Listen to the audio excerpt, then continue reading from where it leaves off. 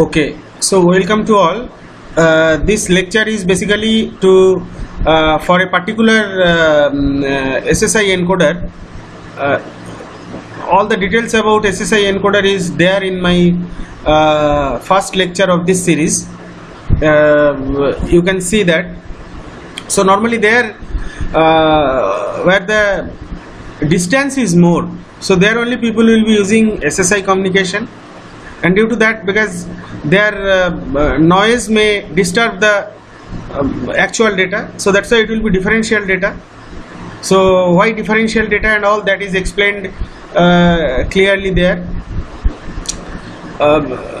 because if it is differential data, then when you are converting the differential data to single-ended data, so that time the noise cancellation will be easy, you will get better noise immunity. Okay, so here we are going to see today,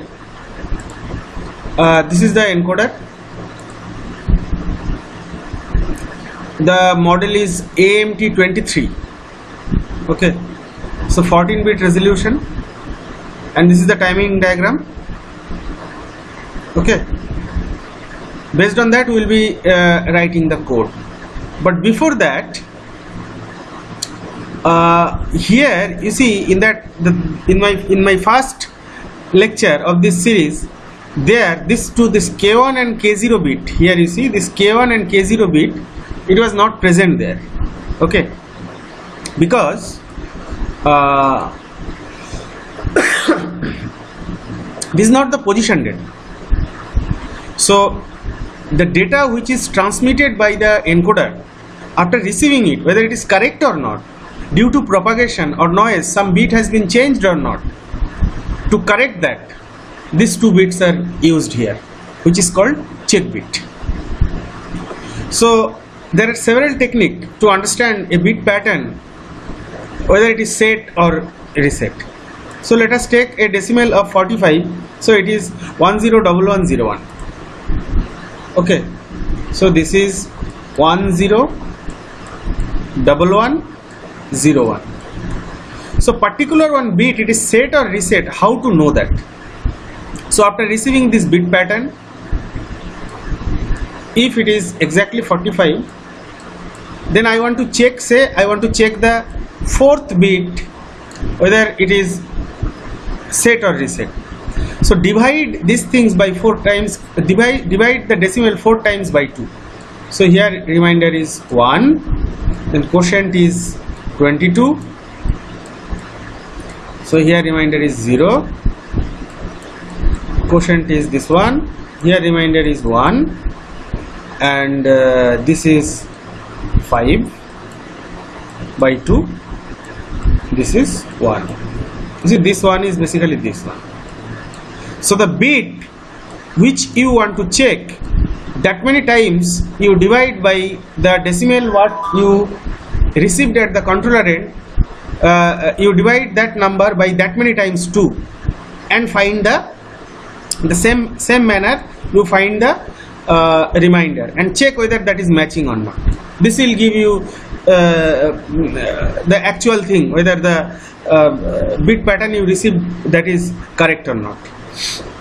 Similarly here also these two bits are used for checking the whatever the bit pattern sent by encoder, whether it is correct or not. Okay, so here one example given. So it is say one hexadecimal number 21 AB, it is sent. Okay, so that 21 AB is basically, what is that value? I will write it.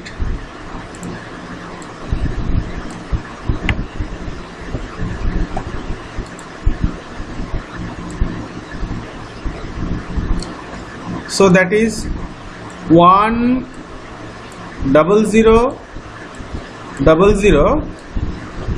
then 11, then 01,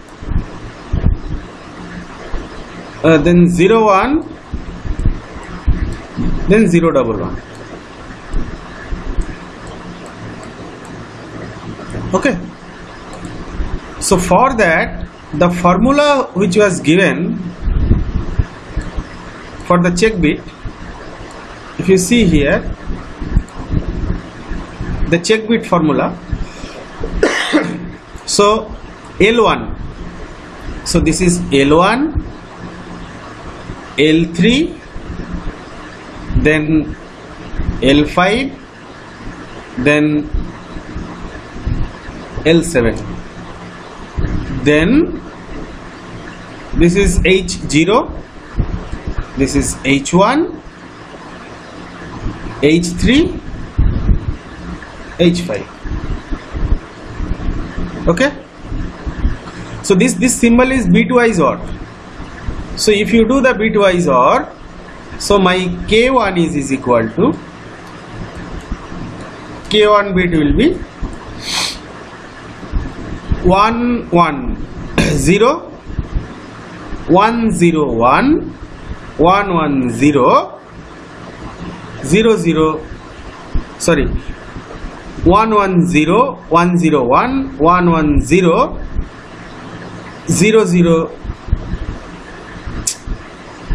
1 1 0 1 0 1 1 1 0 0 0 0 0 0 0, then 0 1 1, that not, so it should be 0. Okay, similarly for K0 bit, this is the formula, so it should be L0, L0, then L2, like that. It is bitwise OR. So one manufacturer will provide one kind of check bit. Now I am coming to the code.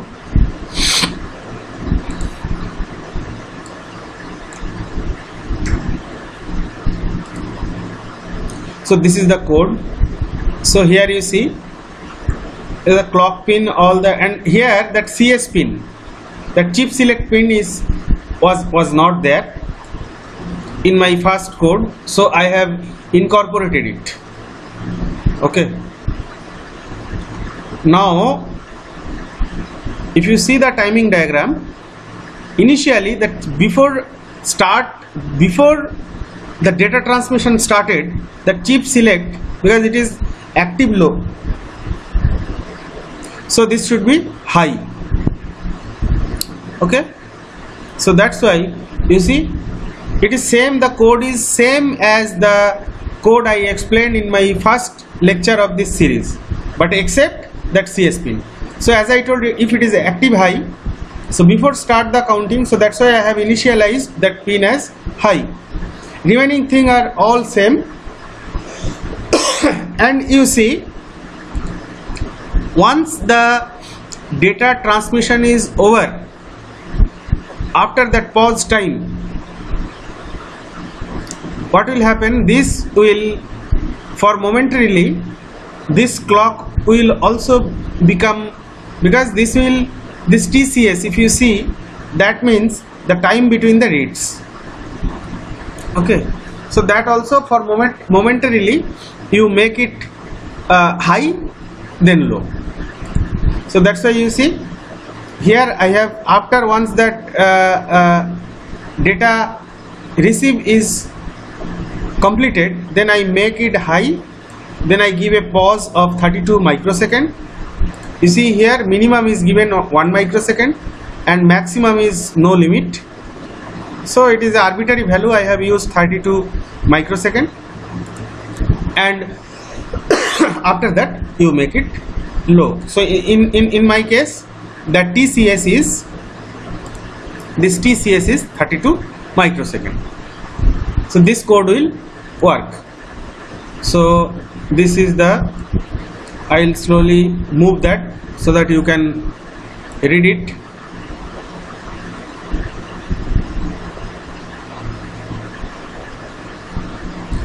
This is the next part.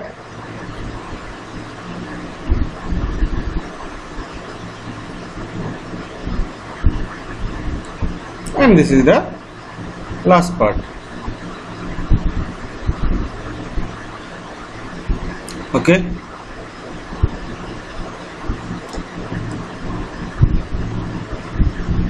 Okay.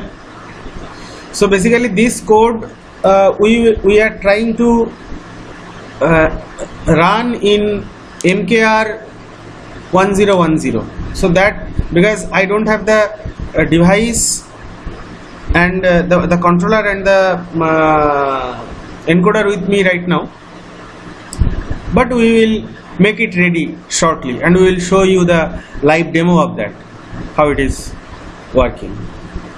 So this is the concept. Now only the thing, the syntax and all these things controller to controller may vary, that only we have to see. Okay, so thank you so much, thanks for watching, thanks for your patience.